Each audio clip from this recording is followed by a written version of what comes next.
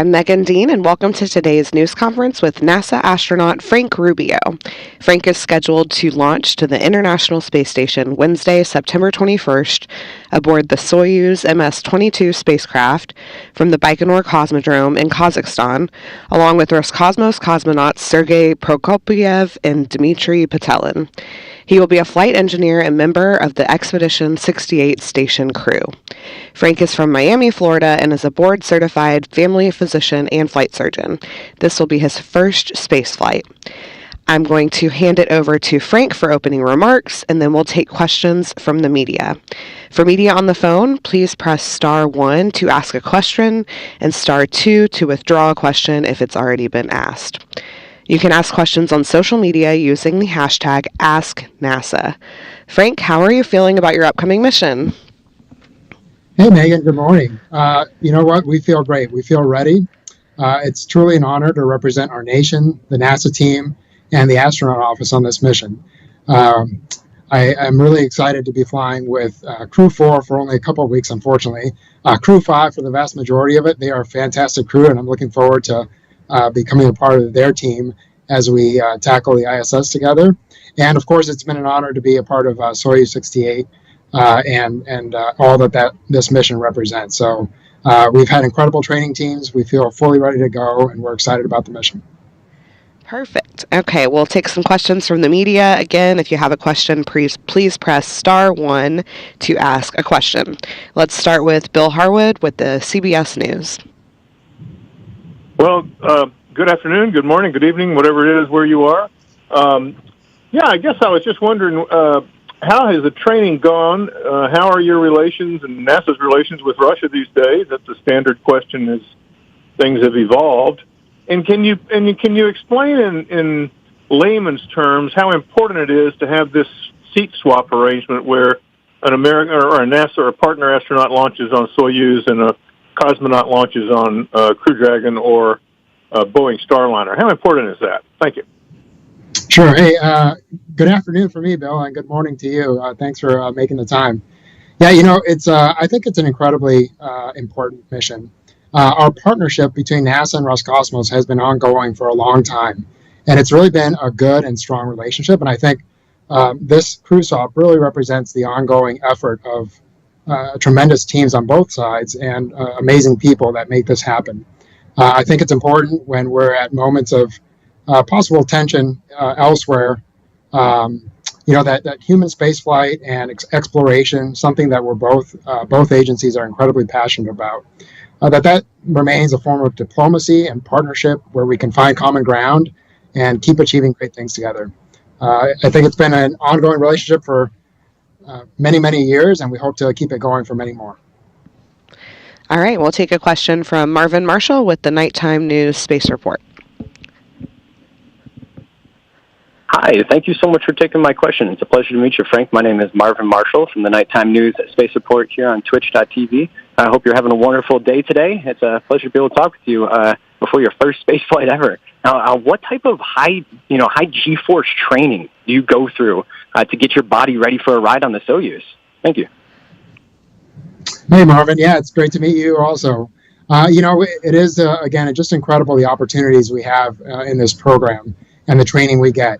The most common training we get is probably in the T-38 jet aircraft, which is a supersonic high performance jet. And so just being able to fly that on a regular basis provides amazing training.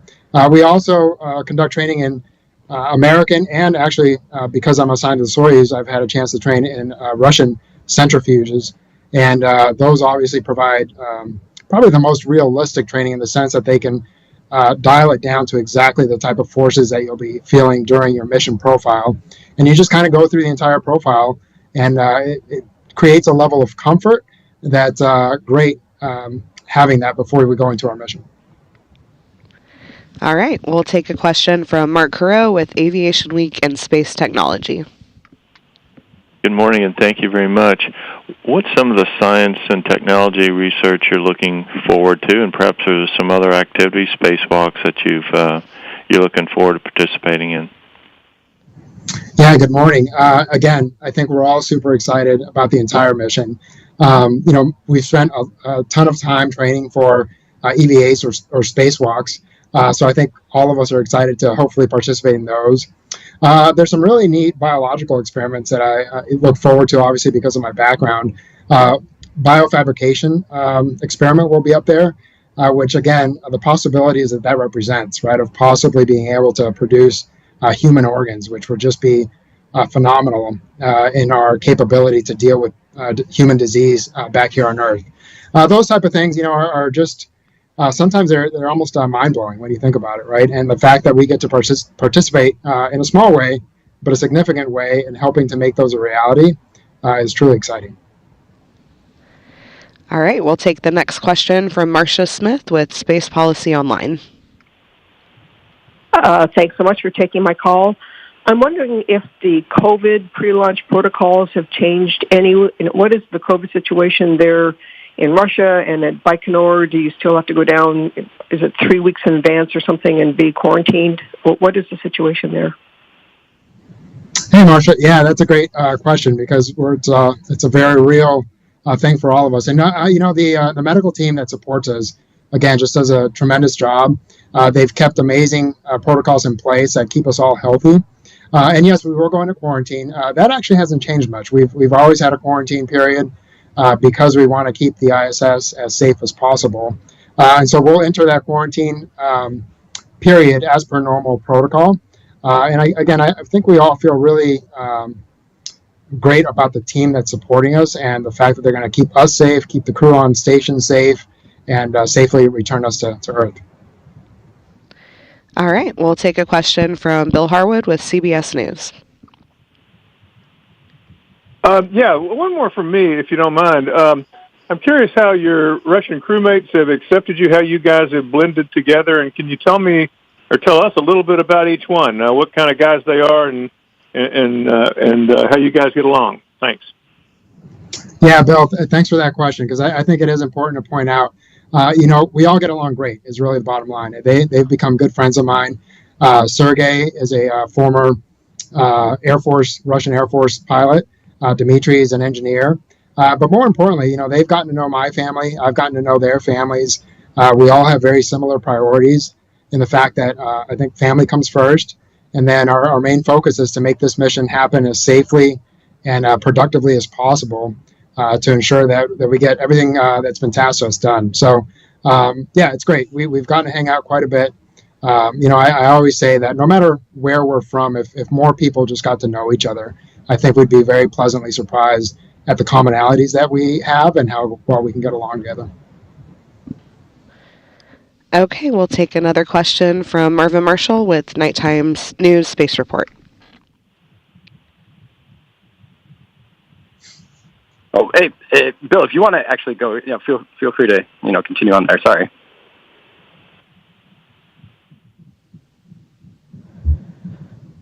Hey, Megan, look at the Q&A tab. Oh, okay. I'll carry on. Sorry about that. I think, Marvin, did you have a question?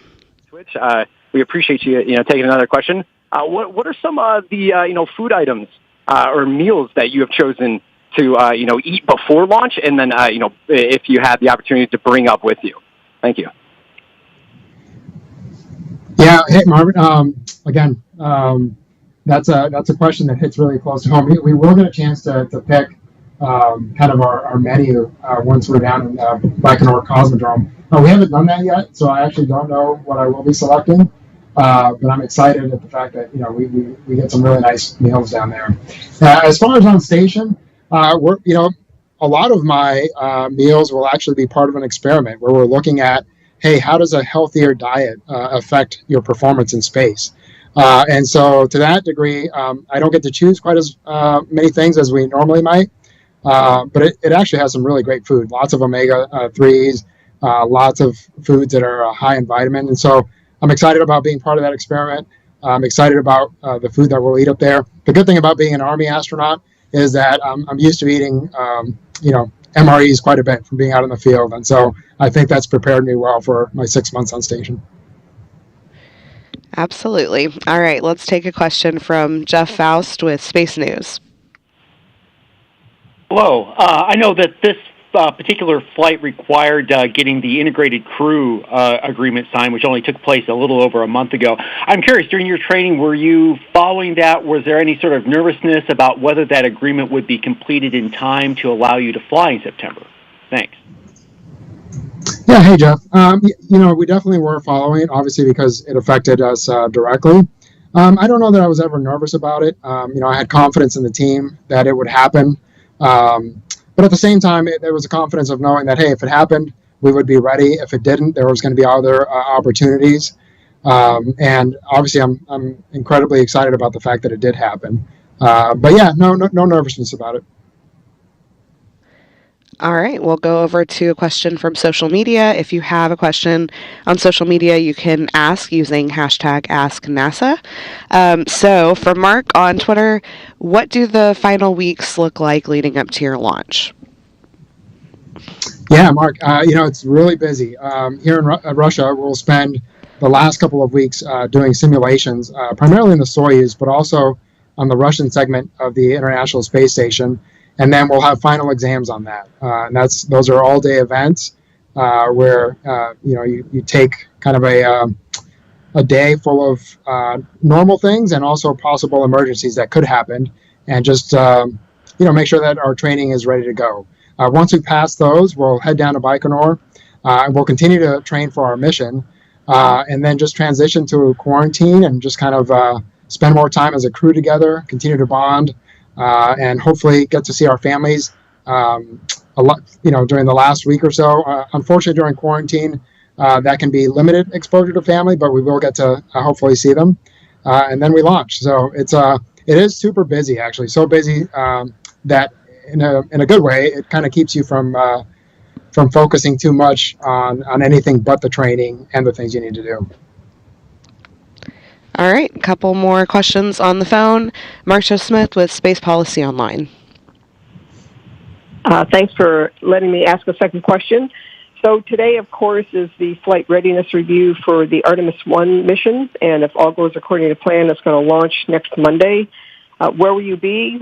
I presume you're going to be watching it. Will you still be there in Star City, or will you be down at Baikonur by then? And is there going to be a watch party? Are your cosmonaut colleagues excited about this too?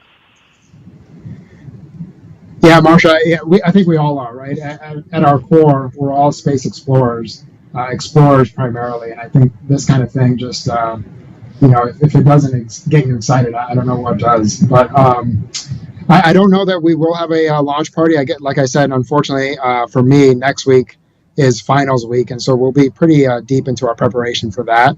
And I say unfortunate only in the sense of, I would love to watch the launch. If I don't get to watch it live, I will for sure watch a recording of it as soon as possible after our training's completed for that day. But yeah, no, I'm excited to see it. I think my crewmates are equally as excited for watching it and for the NASA team and everything that it represents. All right, yeah, we're all excited for that launch. We'll take another question from Marvin Marshall with Nighttime News Space Report. Hi, thank you again for taking another question here. My name is Marvin Marshall from the Nighttime News Space Report. Now, what was one of the hardest, things that you had to go through and that you were able to overcome during training to become an astronaut? And again, it has been a pleasure speaking with you today, and wish you best of luck on your flight up. And we look forward to seeing you up there. And thank you again for your service and everything. You have a great rest of your day, Frank. Thanks, Marvin. I really appreciate that. Yeah, so I think for a lot of astronauts, probably the toughest thing is just the separation, right? So the separation from my wife and my 4 kids, that's been a challenge. But I've got an incredible family, and they've all stepped up to the plate and really made this as easy as possible for me. So it's been a challenge, but we've all kind of gone at it with a positive attitude and try to just embrace what it represents. Other than that, physically, as far as the actual training that we do, I think the water survival training that we did here in Russia, where they essentially place you in a Soyuz and you practice getting out of the capsule in case of an emergency water landing, that was a pretty challenging event. It was a lot of fun, but there was a lot of sweat in that in that survival suit. But we got through it. We passed it with flying colors, and it was a lot of fun. All right. A question from Jennifer Marshall with Orlando Sentinel. Hi, thank you so much for taking my call. Frank, it's very nice to talk to you again. I was pitching this morning to my editors, and I was like, we spoke to him a couple of months ago, and I just realized it was back in 2020. So time flies. So I wanted to know, from the time that we spoke back in 2020 when you were first chosen as one of the 2 Latinos to participate in this big project, how has all this changed for you? Was it what you were expecting? What is the thing that has been most different from what we spoke at the time that you were looking forward to? And the next question is there any special item you're thinking of bringing with you when you leave? Yeah, no, so it's great. It is great to talk to you again. And for those who may not know, I think in 2020, when you say we were selected, it was as part of the Artemis program. And again, I think it's important to note, first of all, that there's 50 incredible astronauts in our office that are all incredibly capable and willing and looking forward to possibly doing that mission. I think the biggest thing that's really changed for me is that I was assigned to this mission, right? And so my focus has been primarily on this and getting ready for my ISS mission. I'm excited about whoever's going to get to do the first couple of Artemis missions. And, I'll count it as a huge blessing if I do get to participate in that in the future. But for now, the last couple of years, I've really tried to stay focused on this. And I'm really excited. I get to go to space. I get to go to the ISS and do some incredible things that very few people get the opportunity to do. So as far as things that I'll bring with me, just some small items for my family. There's not a whole lot of room in the Soyuz. And so there's not many items that we get to bring. But again, I get to bring myself and some pictures of the family. And so that's good enough. Sounds good. All right, we'll take a question from Twitter. Will you take part in a spacewalk during your mission on the space station? We don't know yet. Hopefully, like I said, I will, but there are 4 incredibly talented crew members on the USOS side who are all fully trained for spacewalks. And again, I think we'll all be excited for each other regardless of who's doing what, and we'll all do our best to support each other and make sure that we have success in everything we do up there. Perfect. All right. And a final question for you. How are you feeling? You've been training for a couple of years as an astronaut and then now for this mission. How does it feel to finally be so close to your first launch to space? And also, what are you looking forward to most, maybe besides the work and the science that you're going to be doing on board Space Station? Yeah, boy, it's hard to capture how you feel. I think, you're proud. It's a little, I think all of us probably feel a little bit nervous just because of the sense of responsibility that you have for everything, that's involved in this, right? From launch to being on the ISS to doing the day-to-day science experiments, possibly doing spacewalks, and then return. There's high risk in everything we do. And so I think most of us stay pretty focused on what we need to do to make sure that our part is done right. And so as much as that brings a sense of pride and responsibility, I think we all just want to make sure that we get it right. So yeah, I would say, it's an honor. It's also just incredibly humbling to be in this position. The reality is, fewer than 600 people have gotten to go to space in the history of humanity. And so just to be one of the very incredibly lucky and blessed few that get to do this, it's a humbling feeling and a humbling experience. All right. Well said. Well, we are looking forward to seeing you launch in just a couple of weeks.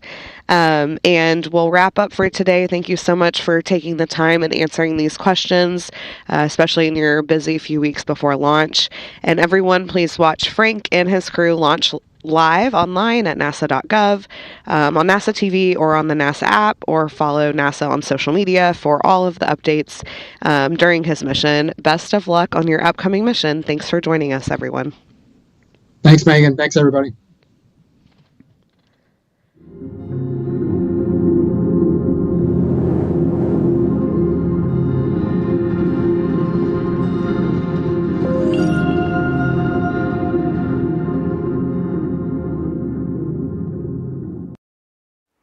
you.